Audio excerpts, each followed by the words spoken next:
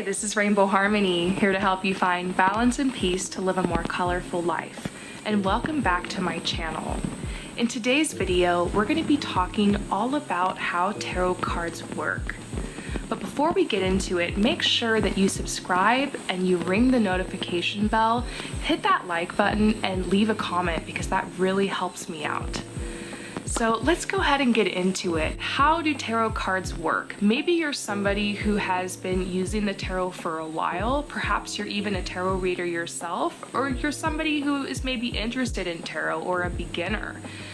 Regardless of where you're at in your tarot journey, I bet you found yourself wondering at one point, how exactly does this work?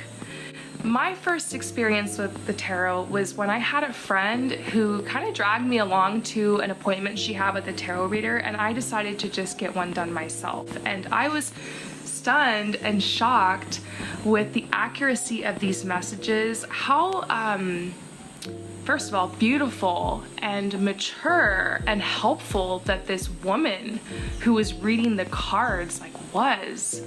And I remember seeing all of the pictures that were on the cards. I mean, I think I had a friend that had a deck once before that, and then of course I'd heard about the tarot, but that was like my first time actually seeing all the cards laid out and somebody talking me through the cards that they pulled for me. And honestly, from that second, I was hooked. And fast forward years later, and here I am. You know, I've spent a lot of time with the tarot, and I want to say that understanding the tarot in and of itself is a very personal thing. Like, everybody has their own outlook and their own viewpoint and their own perception about the cards and how they work and what they mean. So I'm just going to be telling you guys how I kind of see them working for me and show you a couple different ways you could possibly look at the tarot, if that makes sense, okay? So the first way you could look at the tarot is simply for what it is. It's a stack of 78 cards, and there's the deck is divided into two parts. So you've got the major arcana. The minor arcana is like basically all the other cards, like 3 of swords, or you know, 2 of cups, 6 of wands, those types of cards. So in this deck, basically it tells a story, like the story of the Fool's Journey. Hopefully I'm not losing you here, but you can actually read the entire deck starting with the first card in the tarot, and it's numbered, all the way through to the end. And that in of itself tells a beautiful story, a symbol, a metaphor. So once you kind of understand that story and how it parallels your story, your walk through life, your path, your journey, taking that story and comparing it to the story of your life is, it's incredible.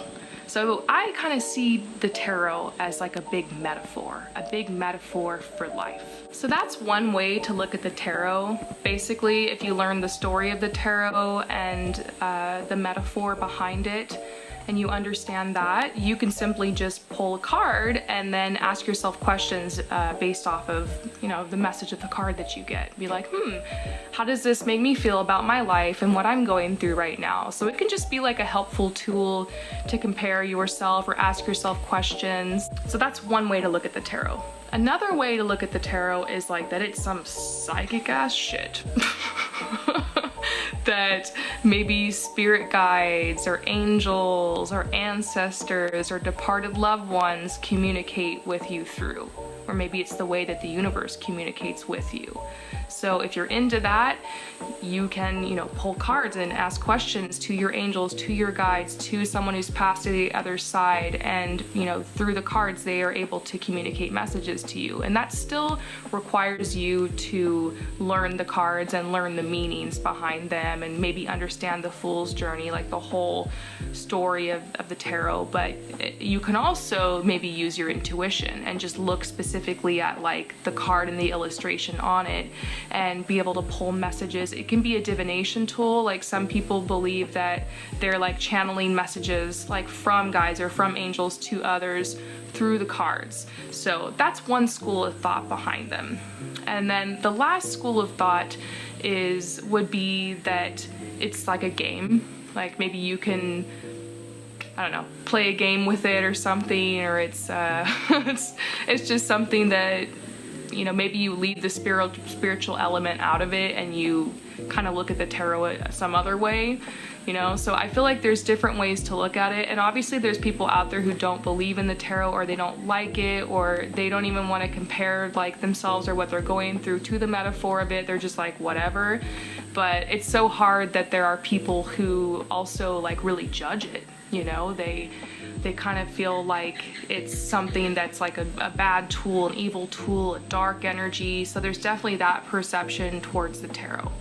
But what I will say is that if you can use it with nefarious intentions, I'm sure there's people out there who are probably using it for that, but I see that most people who come to the tarot want to come because they have questions about themselves or their life, or they're curious, or maybe they want to know a little bit about a love situation. And it can be very remarkable and synchronistic what the tarot can reveal. So I think an experienced tarot reader is able to tell the story of the tarot, is able to like understand those different elements, might be able to even use their own intuition or channel. It's like a healthy balance.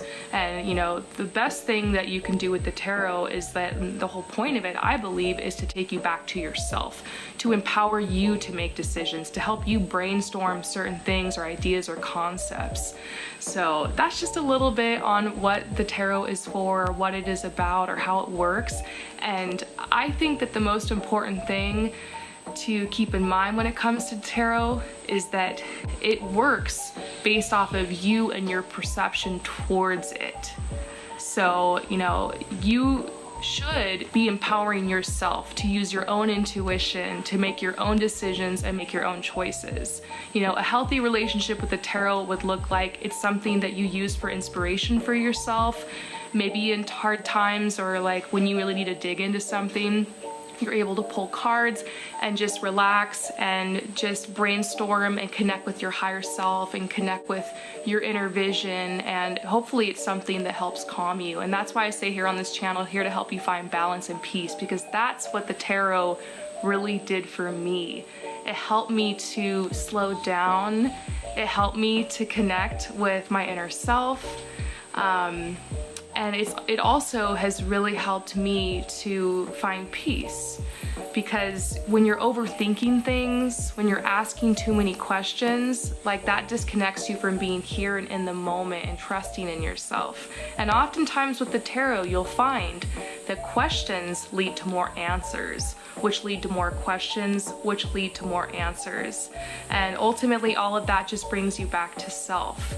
So ultimately, I would say, in my opinion, that tarot is a tool that helps you go back to self.